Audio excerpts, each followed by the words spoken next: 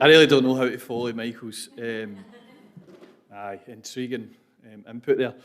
My name's Callum Hutchison. I'm going to give you a kind of overview of how the programme On the Edge came about, or the project On the Edge came about, and it's a privilege to speak about it this morning because it's a project that's close to my heart, and it came out of adverse experiences and a tragic situation where in the East End a 14-year-old was brutally murdered.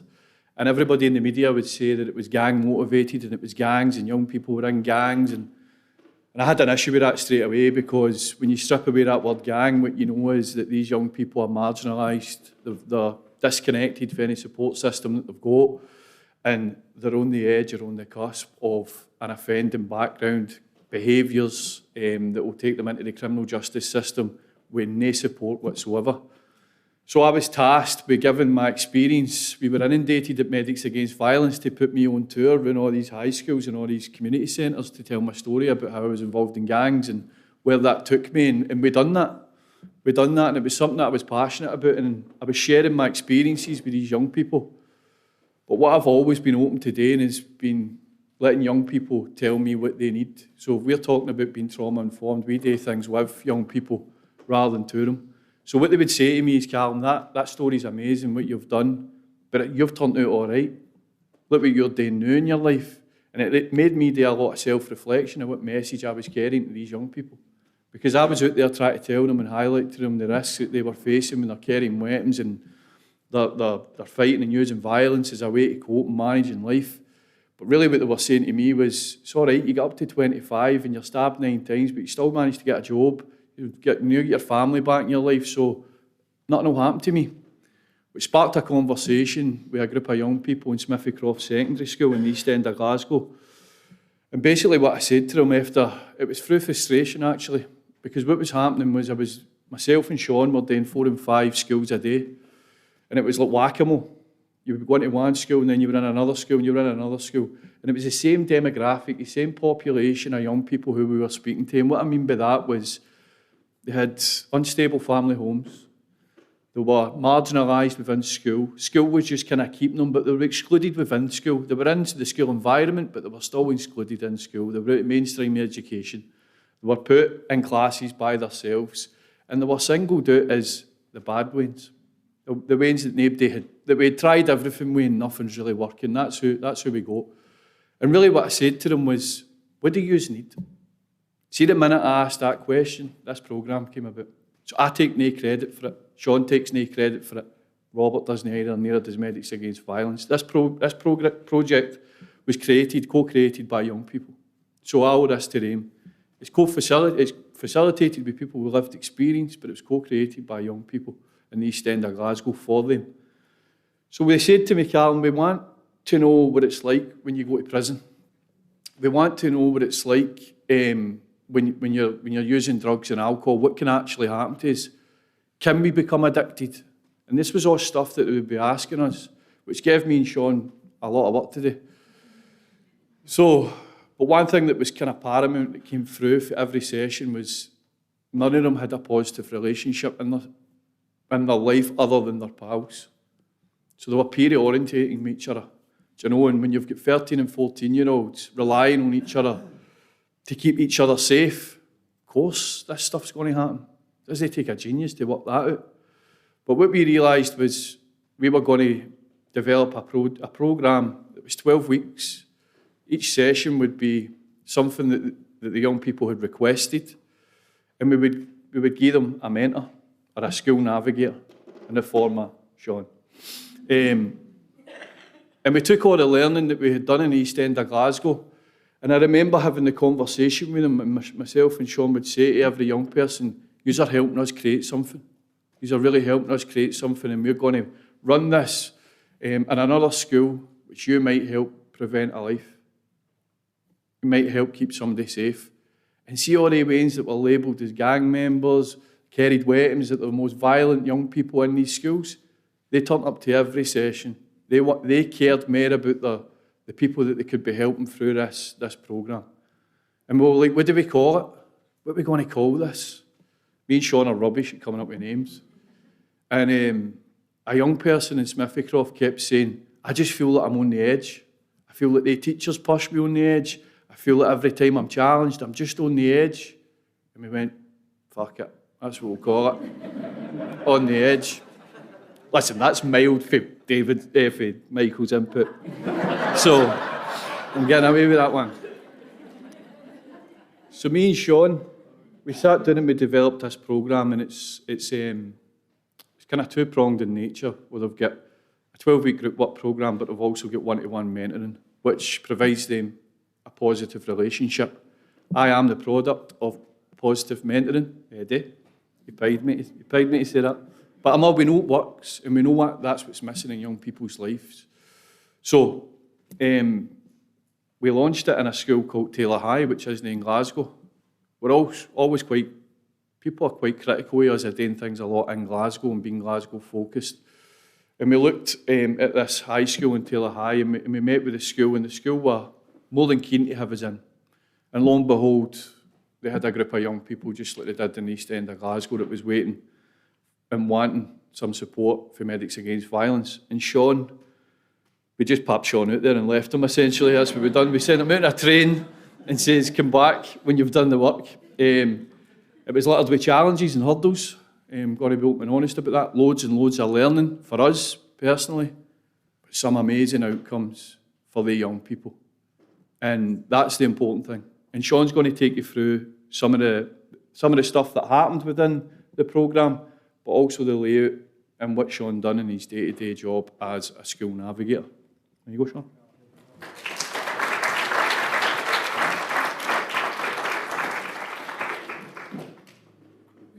By the way, just before I start, I'm no good at this, man. The last time I done this, it was in St Mungo's, and Callum will vouch for us. I forgot where I was. I just turned around and says to him, where are we? So I'll try and remember where I'm on the day.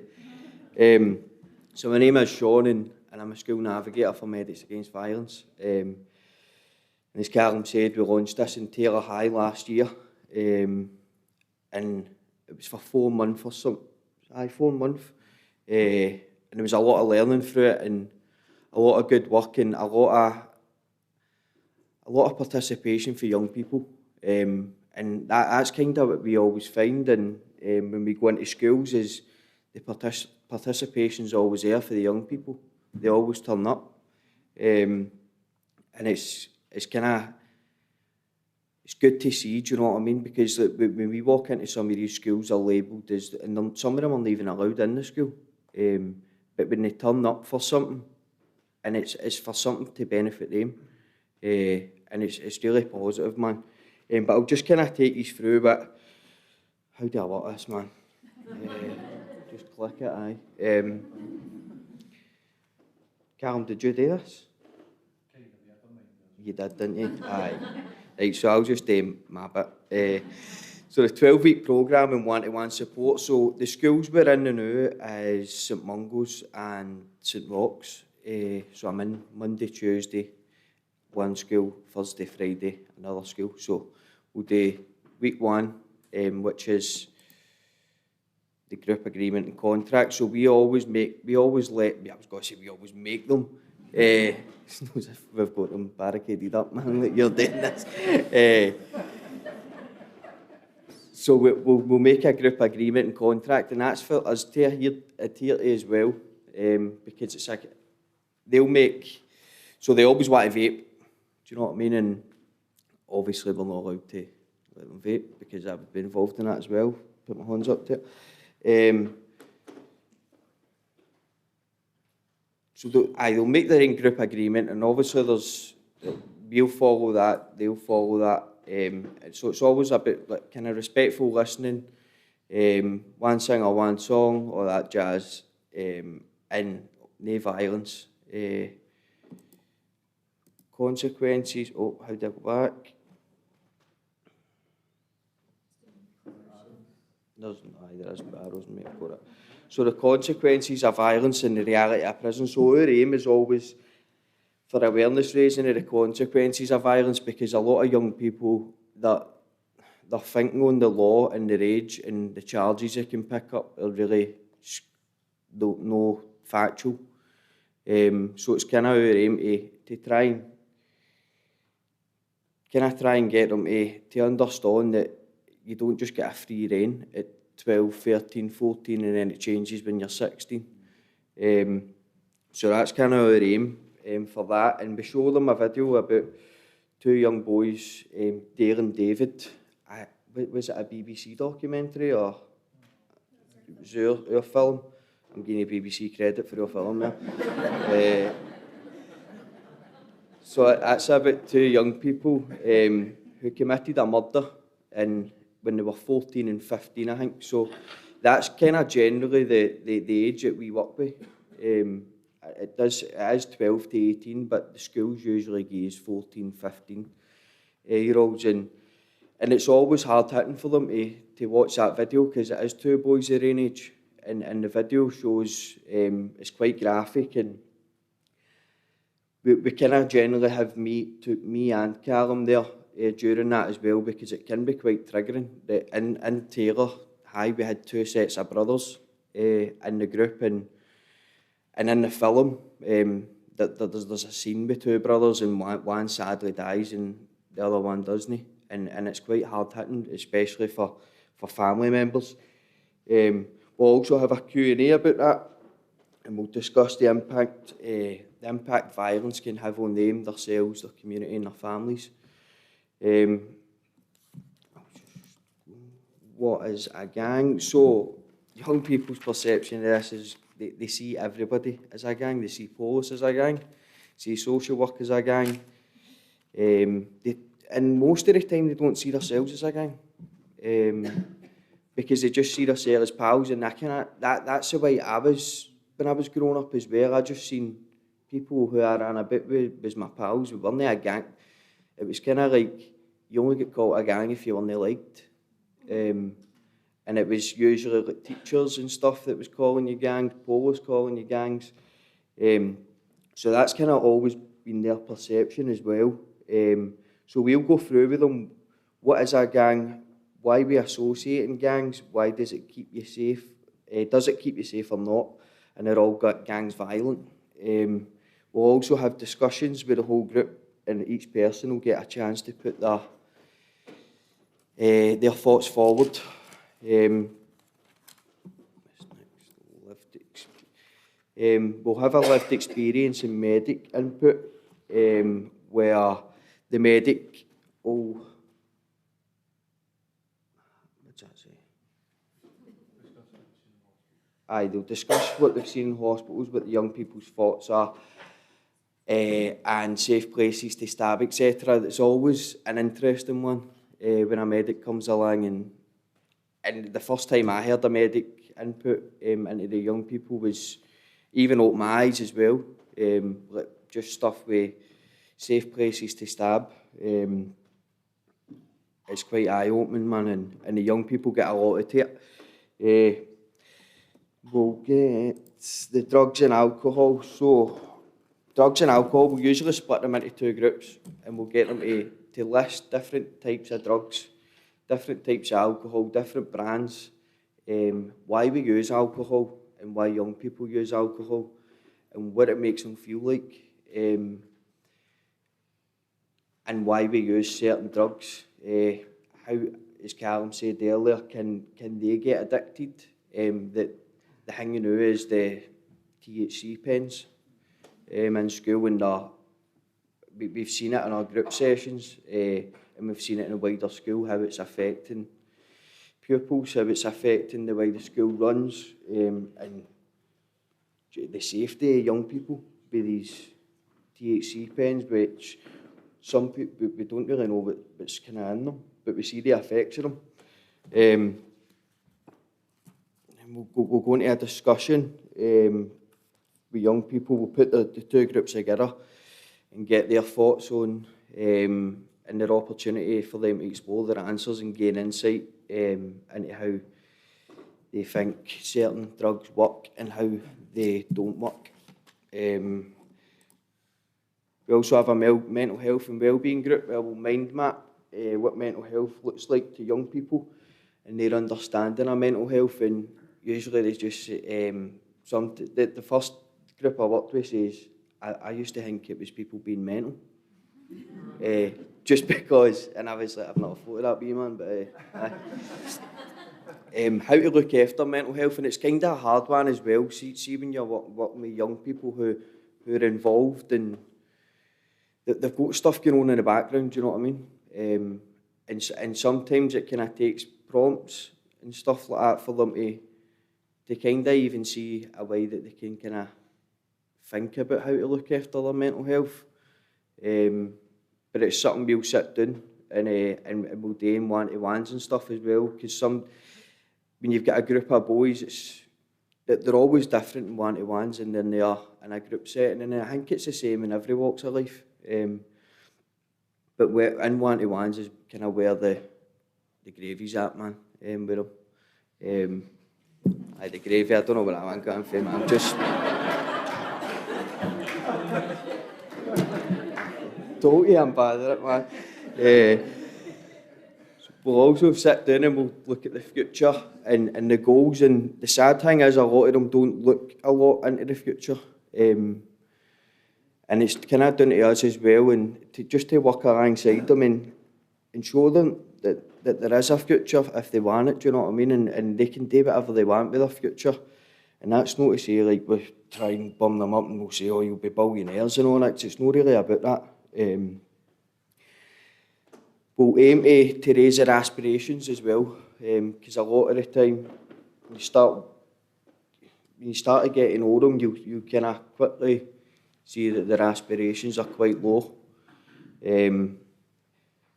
We'll set goals for the remaining weeks and check in. So we usually do this from about week 5, and then we'll do like weekly goals, monthly goals, and a lot of the weekly goals and daily goals are about cutting down on vaping.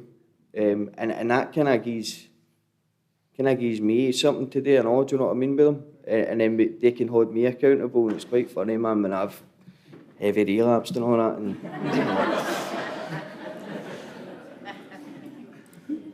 aye, man.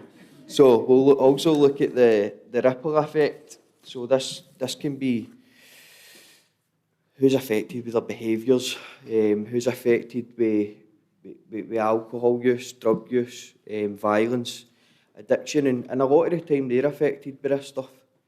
And they kind of don't see that, well, they do see that their behaviours affect others, but they're affected by others' behaviours, which then in turn, it can kind of backfire, do you know what I mean? It's go, well, they done it to me and nobody cared about me, and it's about sitting down with that, and because it can get really deep, that stuff, the ripple effect, and what can we do to make sure that the ripple effect doesn't happen again, and so it doesn't happen to their younger brothers and sisters and their community and their school, and how they can make a change. Positive, negative relationships. So as Callum said earlier, some of them will openly say we've not got one. We've not got a positive relationship, and a lot of the time when you sit down and you put two lists together, the negative will far outweigh the positive.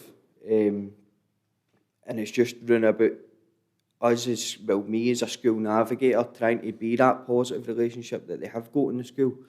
And it's all right going in and saying, by the way, you can come and talk to us to anybody, but I'm only dropping in here 2 days a week. It's about building that trust up, and that's what we kind of do before we start any sort of group work with them. We'll go in and build some relationships with them, the school staff, and we'll establish if I'm a positive relationship or not. Social media. So we'll mind map the pros and cons of social media, and how it can be used positively and how can it be used negatively. And again, the negatives will far outweigh the positives. Just at Christine, what was that? Was it the social media? The what? Aye. So the group at Taylor High, they had a good few quotes on that campaign, and one of them said, I just wish we could go back to the days without any phones. wee guy was 15, and he said, I wish I could just go round to my pals and Chappie's door. He coming out, and it wasn't, you had to go through all these social media channels, and then, aye man, it was quite hard hitting. We'll discuss the role social media plays in violence as well, because there's a lot of groups on social media who, and it all really started in COVID, that there was loads and loads of young people in the one group, and there was fights getting sent to them and stuff, and shared about, and so the outcome of that, we'll look at how young people reflect on their use of social media. The exit ramp will provide resources and information on services who provide support, help for any of the topics that have been covered in our programme. The outcomes for the young people are to positively connect with something in their community. And I'll show you the community that the Taylor High boys had made. That's what they felt was missing for their community, what they want in their community. And that was used in the social media campaign as well. And I don't know if you'll be able to read this wee case study, but I'll put it up there anyway, and I'll just leave you with that, and I'll pass you on to Robert.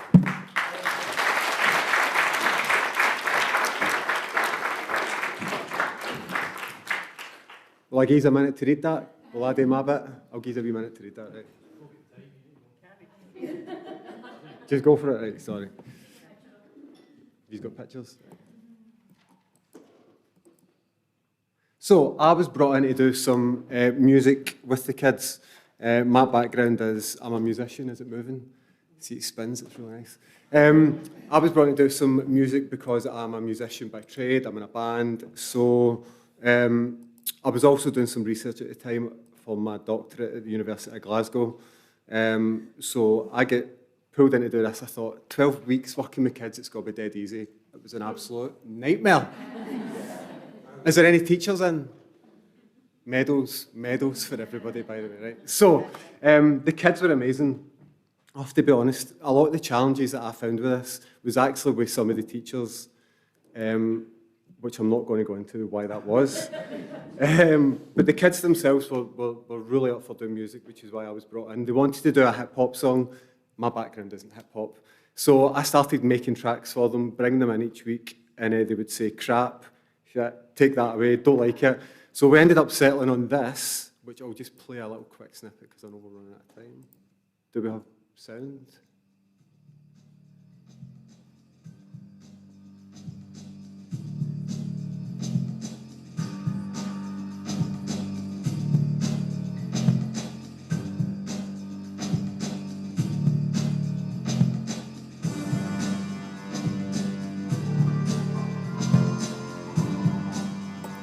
So what I did was I just stole loads of different bits of songs and put them together for them. So, I mean, essentially what it was, I had to try and think about how I could put together a programme for kids that had never did music before. So it was a 12-week programme. I thought I'd do music production, songwriting and DJing. So there was me and another guy who was doing it called Steph. And straight away they thought we were police, that were into like catch them for their crimes. So they Googled me, they found me, they knew I was legit. They couldn't find Steph, so they were convinced he was a police all the way through it. He was getting hit in the face with plush toys and everything. It was a nightmare. So the kids, the one thing that I noticed with the kids, and it was touched upon by you as well, was that I gave them praise for something at one point and see the look in their faces. They'd never been told anything good. They'd never been told, you can achieve this.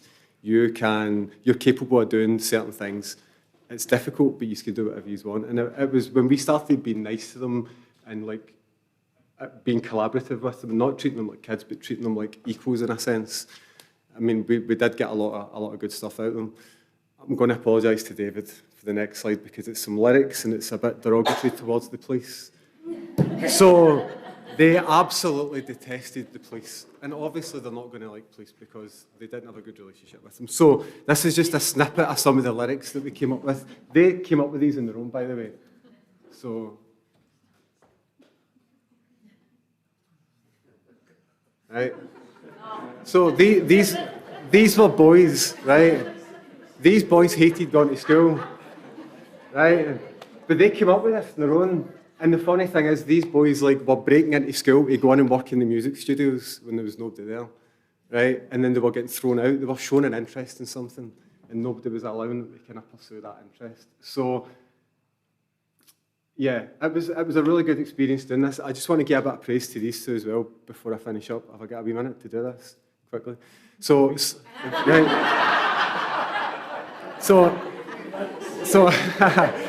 So I'd never did anything like this before. I'd never had to work with kids in this kind of area.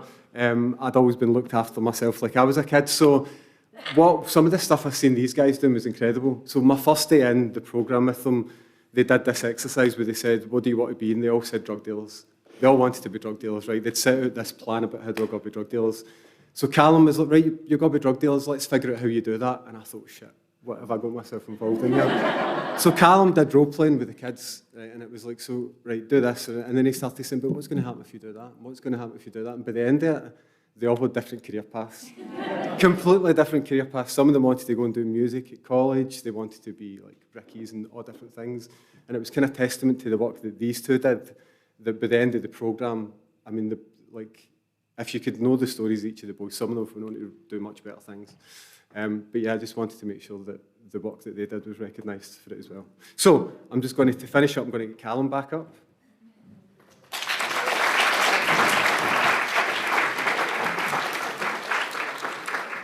So I know we've kind of went to our time. That's always like me when I'm involved anyway. So I think maybe you never got to see it, but one of the most important parts that I took for this piece of work in Taylor High was the community aspect. These young people are the solution. They're not the problem. And the minute we start viewing them as a solution, we can start to make traction with them. And when we asked them, design your ideal community, you'll see for that screen they put rehabs in to deal with the addiction in their community. They wanted nursing homes for their grandparents to go to so they could still have meaningful relationships with them.